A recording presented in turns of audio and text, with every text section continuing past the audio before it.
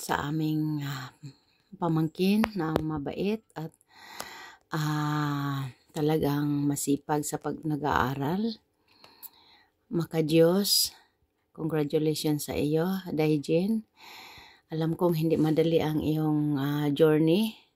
Hallelujah. Asa naman yon? Hindi madali ang journey mo, pero sa grasya at biyaya ng Panginoon, napaka-bless natin sa ating pamilya dahil naatay nanay nga malapit kay Mama Mary at laging nananalangin. So, salamat sa Ginoo. Niingon si nanay atong niaging adlaw. Kana si Jen, buotan nga bata. Active sa gawain niya El Shaddai. Isa siyang choir at choir leader, ingon siya.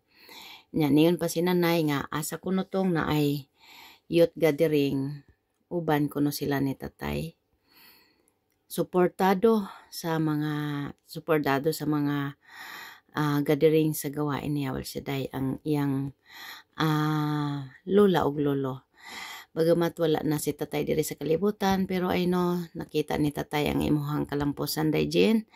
Imong lolo, malipayon to si tatay sa imong kalampusan. So padayon og akong giampo sa Ginoo nga this is the day that the Lord has made. We will rejoice and be glad in it.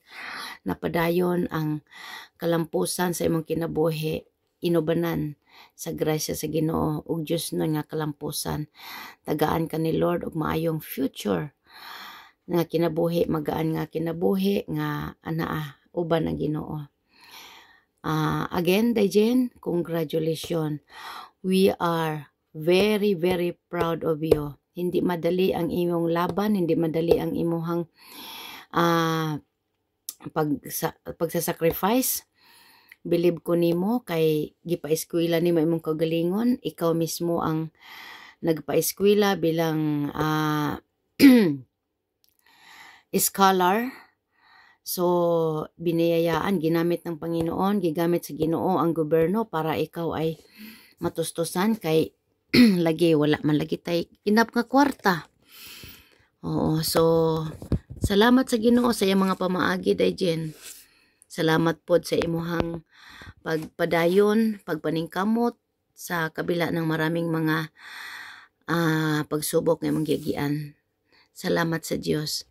Kaya patuloy kang pagpalain ni Lord, patuloy kang gabayan.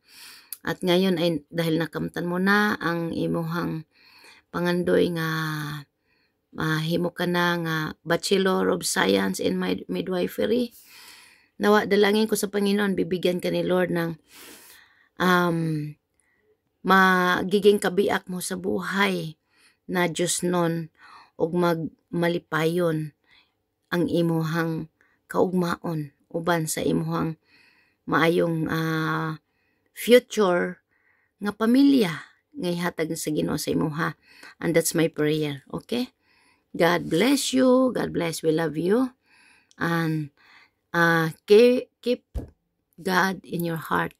Have faith in God always. Okay, God bless. God bless.